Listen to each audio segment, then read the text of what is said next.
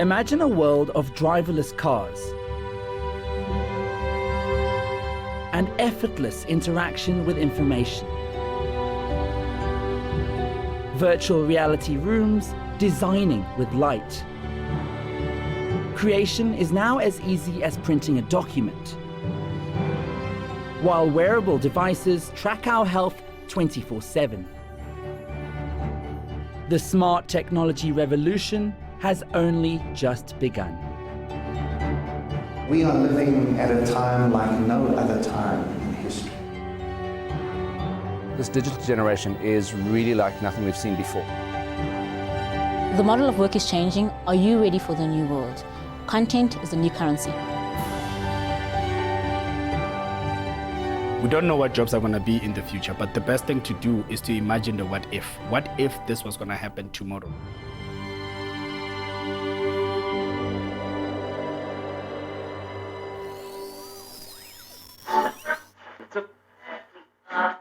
We in the house now for sure, baby. Yo! Start on The Alternative with Zanele Modiba on The Collective. You need to think about needs, not trends. Needs, not trends. Think about solving the need that people have now. And you need to make sure that you are global ready. You sort of future-proof. The future actually does belong to those who are game changers. If you are not going to be part of the solution and you're not going to seize the moment, you're going to be left behind. It is really about UX, user experience, going into the future, how man and machine start working together. The more we move into a digital phase, the more we have to reach out and touch humanity. Tomorrow's economy is tech-heavy and labor-light. Machines are not just imitating our muscles, but also our minds. If your job can be automated, then expect to be replaced by a robot. But how do we make sure that the promises outweigh the perils?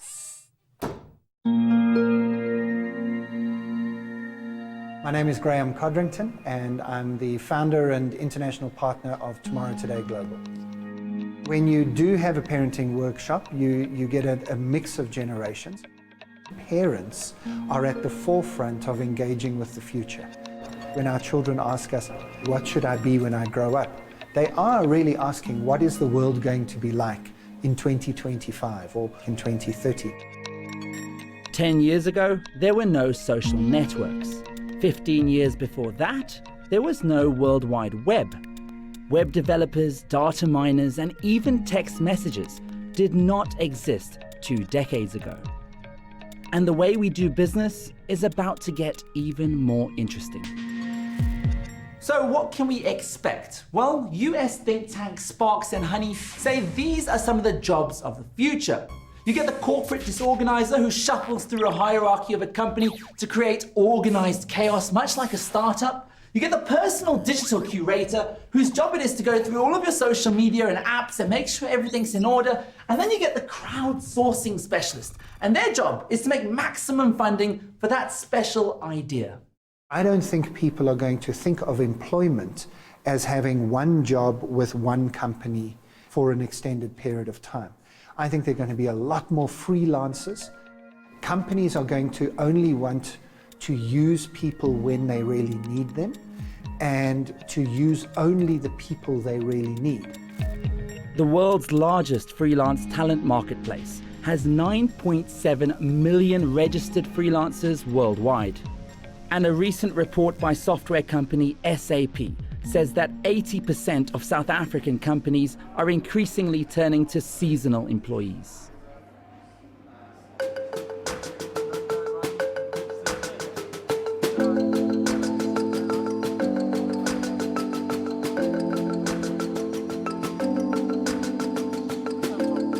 I started off thinking I wanted to be an investment banker, and I tried that for 2 years, and that didn't work out so well just because I was stuck in a cubicle in an office looking at a computer screen all day. These days I still look at a computer screen, but it's on my own terms, usually from wherever I'm working, because I'm nomadic, and even though I'm based in Joburg. So I work my own hours, I choose my own hours, and I'm not stuck in a cubicle. I work for myself, and there's freedom in that. My name is Mariska Govender. I'm 35 years old, and I'm a blogger and freelance travel writer. The jungle has changed. It's no longer concrete. It's no longer ladders. It's trampolines. It's about bouncing up. It's about leveraging. It's about using your network. I love traveling. I love sharing my love for South African and African travel online and in print media. It's basically what I'm about. I call myself ambassador for South African travel. So yeah, if there was one, it would probably be me. Your mental capacity is the only border that exists. People want to own their own time. People are sick and tired of selling their time, which equates to selling their souls. People want to own themselves. That's why offices are changing.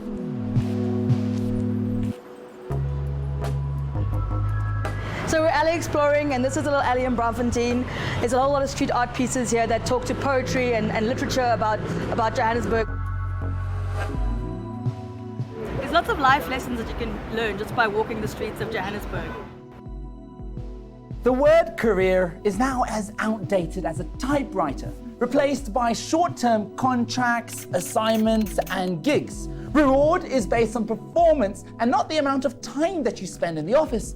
And teams will resemble film crews. Each person has a specialized skill set, and when the job is done, the end. They all go their separate ways. The pace is fast, relationships short, and you need to keep up. So you have to keep up with your skills. You have to be futuristic in your thinking. I mean, I didn't have any technology skills a few years ago. It's things that I've learned along the way by teaching myself. And as long as you're adaptable, I think you can change the world around you. Make sure that you are a technical master at more than one field. Creativity is really about being innovative, and innovation is about connecting the dots from different industry. Be an A player in one industry and in another industry, and bring them together in a unique way that nobody else can replicate. That's the currency. Imagination, creativity equals innovation.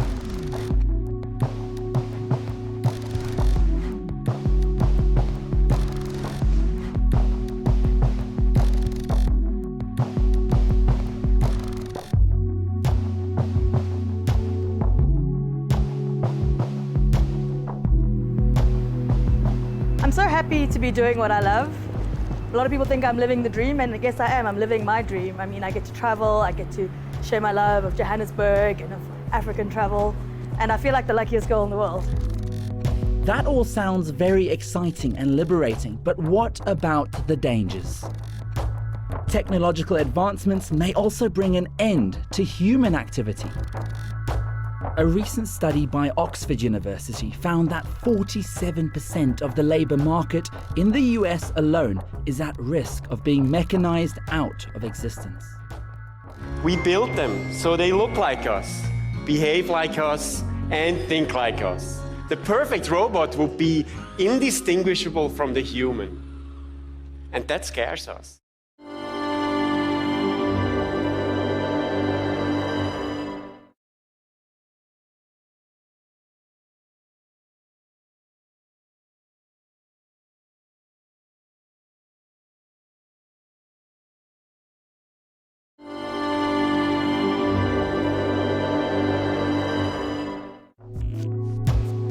These computer chips can sense, they can taste, smell, feel, and hear. Driverless cars are not the future. They're here, and they could soon replace truck and taxi drivers. My job isn't safe either. Complex algorithms and crowdsourced data now mean that a robot can write news stories. But it's not just the technology that's driving change. We're evolving too. If you were born in the year 2000, you are very likely to live to 110, 120 years old.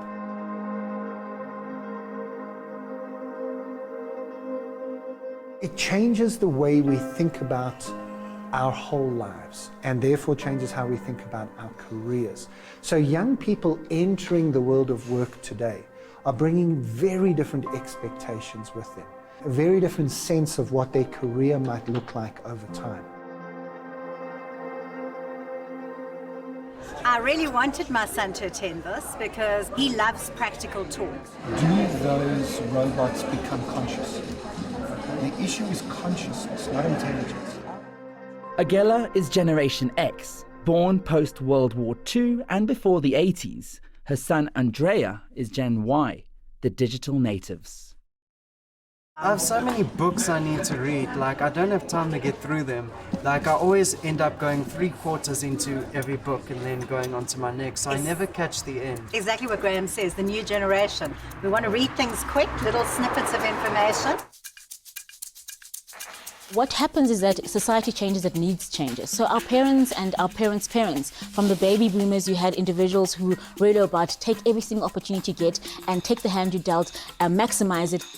And then you had the X generation who were really like, okay, let's look at this hand. Let's question this hand. Let's turn it around and mold it a bit. And then you have the Y generations. They're not interested in their hand. They're creating their own hand. They're creating their own future. I want to create my own path. They're not interested to have things. They're interested to access things. Change happens as a consequence of needs changing.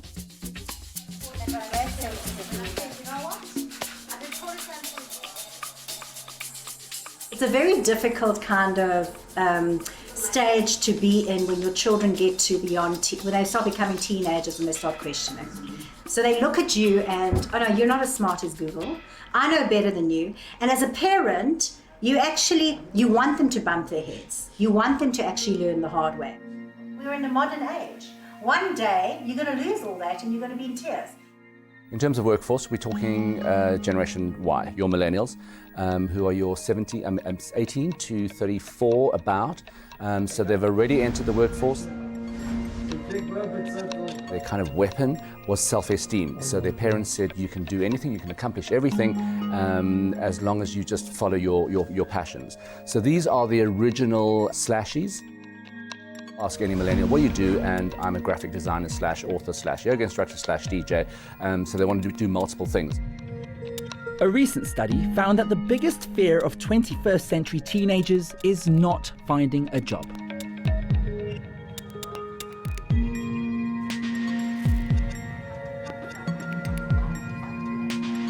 You have to go study and you've got to be able to learn and apply what you've learned. I've got to ask these tough questions. Stop panicking so much about the matric certificate. Your baby boomer parents were also touched about a very linear way of doing a career. So you went to school, you went to varsity, you got a good job, and if you secured a good job, you stayed in that job, and then you retired. If the career that your child wants to go into doesn't require a university degree, why are you sending them to university? In the future, we need to actually focus less on degrees and more on practical things. It's one thing to have a theory, it's another if you can actually make the things happen. And that's the world that we're looking for, solution-oriented entrepreneurs. Help your children to work out how to make a career of the thing they love. Creating your employment of the future or hustling for your next job won't just depend on your skills and knowledge. Employers will be looking for something else. That's something that makes you stand out. Creativity, personality, passion. So you have to be flexible, you have to be amenable, you have to be able to mold yourself in situations that are uncomfortable. You have to get comfortable with being uncomfortable. You have to be open, you have to kill the walls, you have grit, stay in there, be resilient. Would you do this job for free? If the answer is yes, now know where your passion lies.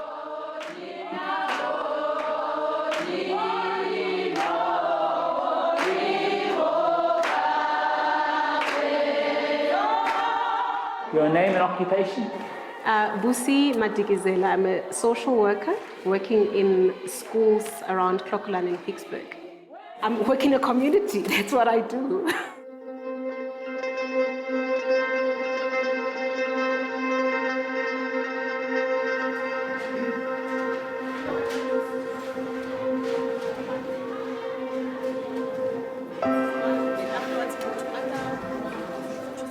When I leave communities such as these, I want to be able to have left a legacy that says people are able to think because I was able to listen to them.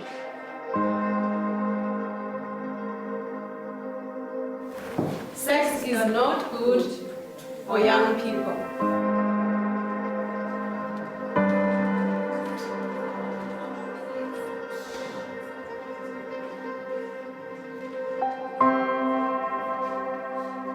I was in my early 20s when I realized that I needed to change the person that I was to be constant. So I needed to choose a set of values and principles that I live by and be constant and true to those. That way, I would be strong enough to be able to effect change in my environment for the better.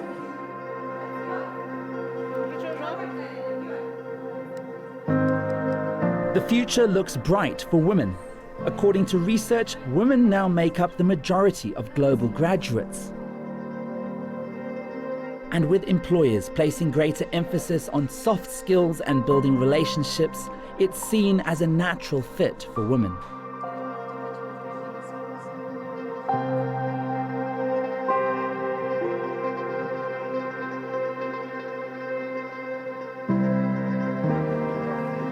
We're going to be doing a home visit with, a follow-up home visit in fact, with one of the members of our community who was in one of our intervention camps.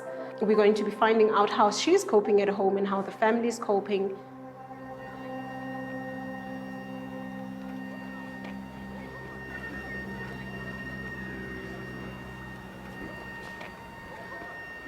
Machines and robots are very useful. They can take away the things that we don't want to do, but they can't take away the art of creativity. You see, they can't connect the dots. Experience is about emotion. A robot cannot reinvent emotion or create emotion. It's good to see you again. Good to see you. Thank you. I think gardening is a very creative solution to a lot of things. Okay. But I also believe that it's therapeutic. And it supplements the income of a family. So individuals who are engaged and who love what they do are able to translate to quicker results and more effective results. It's not artwork, it's about looking for solutions on the move. It's about being able to say, okay, I'm at a school and I don't have an office. There's the shade, let me sit down and do my work and produce results. That's what it, because you're in a rural space and you don't want to be imposing yourself. You want to be the solution, not the problem. So that's what creativity is in my work. I think innovation and creativity is going to be at the epicenter on the African continent. What we're already seeing the seeds of is that in Africa, we don't have the same resources or infrastructure as we do in developed world countries. So our innovation is solution-based innovation. And I think that is really going to be the future. What drives me to succeed and keeps me hungry, seeing that there's progress in other people's lives. I love my job. I quit work and went back to university to study for this job.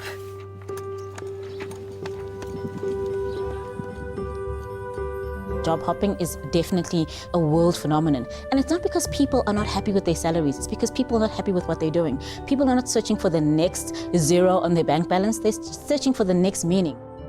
I want to get to the point where every single family in Clocolan can have a garden, can have a budget that is functional for each family, and can have a lawn and a tree. Innovation, driven by the need to improve the lives of others, is a quintessentially human trait that is timeless. It's shaped our past, and with great momentum, it's impacting on the well-being of generations to come.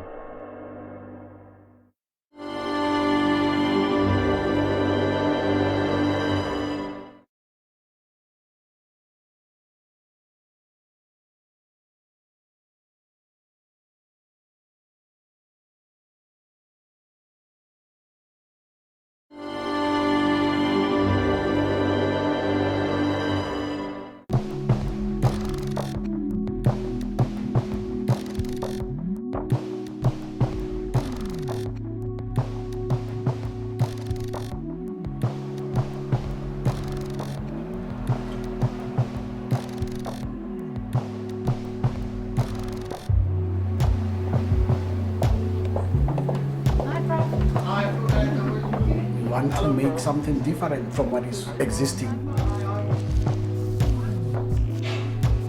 I'm Exatere, the professor and head of nuclear medicine at University of Pretoria and Steve Biko Academic Hospital. Nuclear medicine is the vehicle that will personalize medicine. Personalization of treatment and medicine is a buzzword now.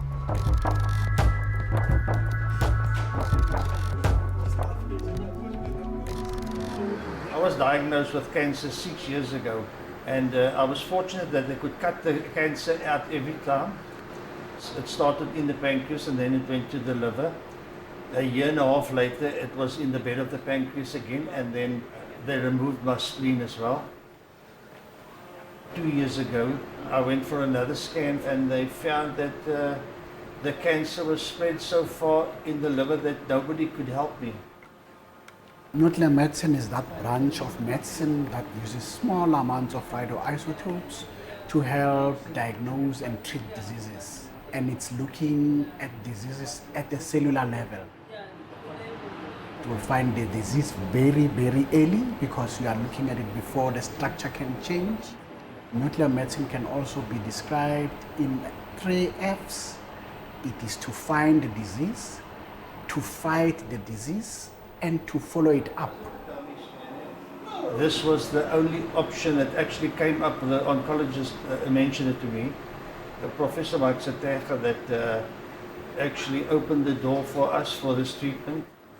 The therapies that we're offering, they are currently in very limited countries worldwide, and South Africans can be privileged to know that clearly we as South Africa are also amongst those that can provide the targeted therapies, which really has got very little side effects to them. It's a good thing that we as humans can help one another, and Mike is doing an excellent job. I can tell you. Thanks. If you are having treatment, it should be holistic. You should make sure that your patient is aware. The awareness is important, education and training of the patient. But you should also have a rapport with that patient. Medicine and health is not complete unless we have the psychosocial aspect of it. So you cannot replace a doctor despite all the advances. Science, it is at the heart of health.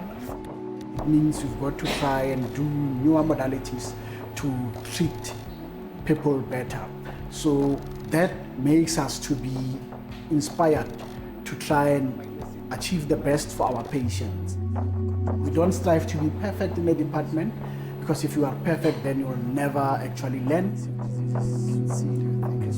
We're trying to be the best in what we do. If you want to survive, you must be willing to change. I think my purpose, it was to develop world-class doctors, world-class scientists. And in training them, I also strive to also do one of the good research that will have an impact in our patient's life. In some medical fields, robots are meeting the needs of the new world at a faster rate than biology could ever match. Take IBM's Watson, who can find brain irregularities faster than any neurologist's eyes. Robotic surgeons are already helping in operating theatres around the world. And at Helen Joseph Hospital in Johannesburg, there's a robotic pharmacist dispensing ARVs more accurately and faster than humans can. The way our world now is going to be working, it's all about collaboration. And the collaboration doesn't necessarily have to be the person that you see every day. Collaboration can actually mean that it's someone who's in another country. We are starting to find, ironically, that the more we move into a technological world, our humanity is being enhanced, and we understanding that we still need to have that human touch in amongst all of this digitized world. People want to be engaged in doing things that are meaningful, that have high impact, and that can change societal problems. It's no longer about just changing something for me and getting a bank balance. It's about how can I get more likes? How can I be more followed? What can I do that's going to be so in-depth, so impactful? And so it's a bigger, sort of like the majority versus just me and the minority. Technology has had a great way of being able to mobilize people very, very quickly. So whether it's for political purposes or in natural disasters, you're going to start seeing the ability to reach out being much quicker. In April, when an earthquake hit Nepal, social media sites like Facebook rallied users to donate funds. Apps like Viber offered free international calls for Nepalese people to phone anywhere in the world. Imagine a world where technology opens the door to more meaningful work. A place where the burden of labor is shared, where new experiences are explored, new skills learnt, and where we help sustain the human race. That is the future of work.